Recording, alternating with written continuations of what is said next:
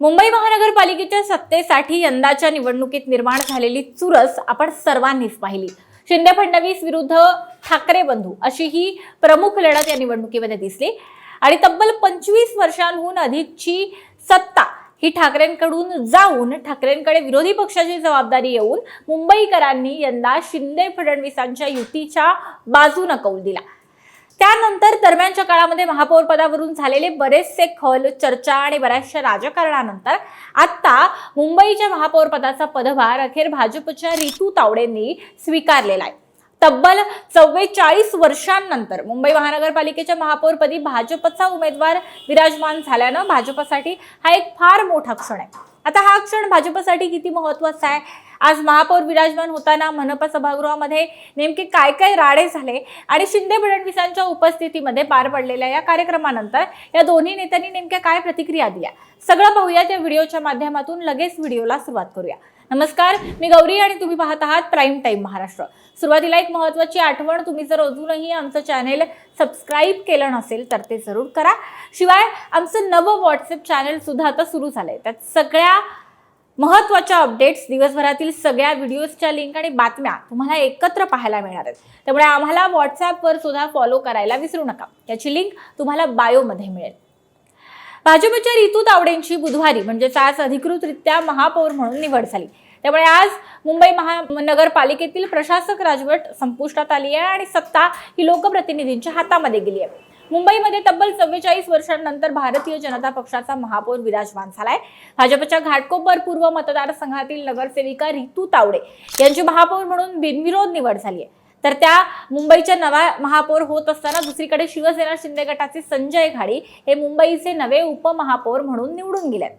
शेवटचा भाजपचा महापौर प्रभाकर पै हे होते, ज्यांनी 1982 ते 83 मध्ये मुंबईच्या महापौर पदाचं पद भूषवलं होतं।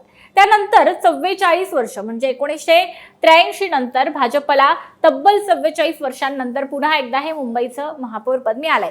खरं तर गेल्या 25 वर्षांपासून म्हणजे 1997 पासून भाजप ही शिवसेनेसोबत एकत्र सत्तेत होती, पण तरी सुद्धा कधीही भाजपला महापौर पद मिळालं नव्हतं, कारण ते पक्षाच्या शहरातील ताकदीनुसार आणि संख्याबळानुसार सदैव शिवसेनेकडेच राहिलं। पण यंदा शिंदेची शिवसेना आणि भाजपच्या मुंबईतील या युतीच्या निमित्तानं हे महापौर पद हे पुन्हा भाजपकडे आलं। आपल्याला सगळ्यांना माहिती की भाजपने मुंबईमध्ये निवडणुकीमध्ये 89 जागा मिळवल्या आणि तो मुंबईतला पहिला मोठा पक्ष ठरला, ज्यामुळे महायुतीला बहुमत मिळालं। मुंबईच्या महापौरपदी विराजमान झालेल्या रितू तावडे या 2012 मध्ये काँग्रेस सोडून भाजपमध्ये आलेल्या आणि त्यांची ही तिसरी टर्म आहे। त्या मुंबईच्या 8व्या महिला महापौर म्हणून आता मुंबईच्या महापौरपदी विराजमान झाल्या आणि आता मुंबईच्या राजकारणात आलेला एक प्रचंड मोठा असा टर्निंग पॉइंट आहे असं म्हटलं जातं, कारण मुंबईतील ठाकरेंची तब्बल 25हून अधिक वर्षांची सत्ता घालवून भाजप आणि महायुतीनं या मुंबई शहरावर आपला प्रभाव टाकण्यामध्ये, आपलं वर्चस्व निर्माण करण्यामध्ये एक प्रकारे यश मिळवलंय। दरम्यान आज मुंबईतील सत्ता स्थापनेच्या पहिल्याच दिवशी भाजप आणि ठाकरे गटाच्या नगरसेवकांमध्ये जोरदार खडाजंगी पाहायला मिळाली आणि त्यामुळे येत्या काळामध्ये महापालिकेमध्ये काय चित्र दिसेल याची एक झलक आज दिसली। झालं असं की भाजपच्या महापौरांच्या सत्तारोहणाच्या या कार्यक्रमामध्ये मुख्यमंत्री देवेंद्र फडणवीस हे उपस्थित होते, त्यामुळे भाजपच्या नगरसेवकांच्या अंगात एक प्रकारचा उत्साह संचारला होता। यावेळी भाजपच्या नगरसेवकांनी जय श्रीराम आणि मोदी मोदीच्या घोषणा द्यायला पालिका सभागृहामध्ये सुरुवात केली आणि सभागृह डोक्यावर घेतलं। आता भाजपच्या नगरसेवकांकडून मोदी मोदींचा जयघोष काही थांबत नव्हता, तेव्हा मग त्याला प्रत्युत्तर म्हणून समोर उभ्या असलेल्या ठाकरे गटाच्या नगरसेवकांनी भाजपच्या मोदी मोदी पाठोपाठ अचानक चोर है अशा घोषणा द्यायला सुरुवात केली। आता ठाकरे गटाच्या या अनपेक्षित पवित्र्यामुळे भाजप नगरसेवकांनी मोदी मोदीच्या घोषणा थांबवल्या, मात्र लगेचच भाजपच्या नगरसेवकांनी देवा भाऊ नावाचा गजर सुरू केला। त्यावर कुणीही काहीच बोलू शकलं नाही, काहीच घोषणा ही प्रत्युत्तराखातर देऊ शकलं नाही, तशी हिंमत कुणी दाखवली नाही। त्यानंतर ठाकरे गटाच्या नगरसेवकांनी मात्र ठाकरे नावाचा जयघोष सुरू केला आणि या घोषणांमुळे पालिकेचं सभागृह पुन्हा दणाणून निघालं। मुख्यमंत्री देवेंद्र फडणवीस आणि भाजप मुंबई प्रदेशाध्यक्ष अमित साटम सभागृहाच्या गॅलरीमध्ये उभं राहून हा सगळा प्रकार अगदी शांतपणे पाहत होते। पहिल्याच दिवशी ठाकरे गट आणि भाजप आमने-सामने आल्यानं आगामी काळामध्ये या दोन पक्षांमध्ये कशा प्रकारची खडाजंगी मुंबईत दिसेल याचं एक उत्तम उदाहरण आज पहिल्याच दिवशी मुंबईच्या या मनपा सभागृहामध्ये आपल्याला पाहायला मिळाले। दरम्यान या सोहळ्यानंतर माध्यमांशी बोलताना देवेंद्र फडणवीसांनी आपल्या महायुतीचे दोन्ही शिलेदारांचं कौतुक केलंय।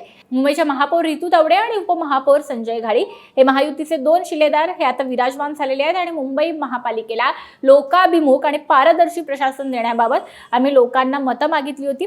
मुंबईच्या जनतेने जो प्रतिसाद दिला होता त्याला अनुरूप आज पदारोहण होत आहे।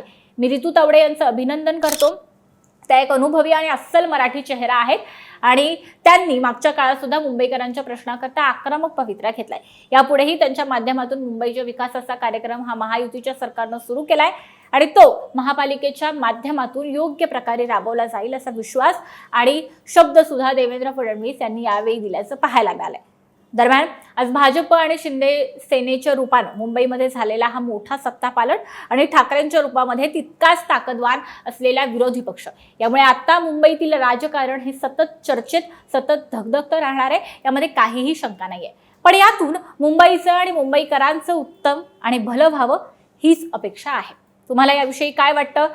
शिंदे शिवसेना आणि भाजप हे दोन्ही पक्ष हे आता युतीमध्ये एकत्र सत्तेमध्ये आल्यानंतर मुंबईतलं वातावरण, मुंबईतले एकूण प्रश्न, समस्या हे सुटण्यासाठी मदत होईल का? कशा पद्धतीने होईल? तुमच्या या सरकारकडून काय अपेक्षा आहेत? आणि विरोधी पक्ष म्हणून ठाकरे यांच्या पक्षाला मुंबईकरांनी जे एक खंबीर असं चांगलं असं मतदान केलेलं आहे एक उत्तम आणि सक्षम विरोधी पक्ष होण्यासाठी, तर ठाकरेंनी सुद्धा किंवा ठाकरेंच्या पक्षाने सुद्धा आता कशा पद्धतीनं ही जबाबदारी पुढे निभवायची आहे याविषयी तुमच्या सर्वसामान्य म्हणून काय अपेक्षा आहेत आम्हाला कमेंट बॉक्समध्ये नक्की सांगा।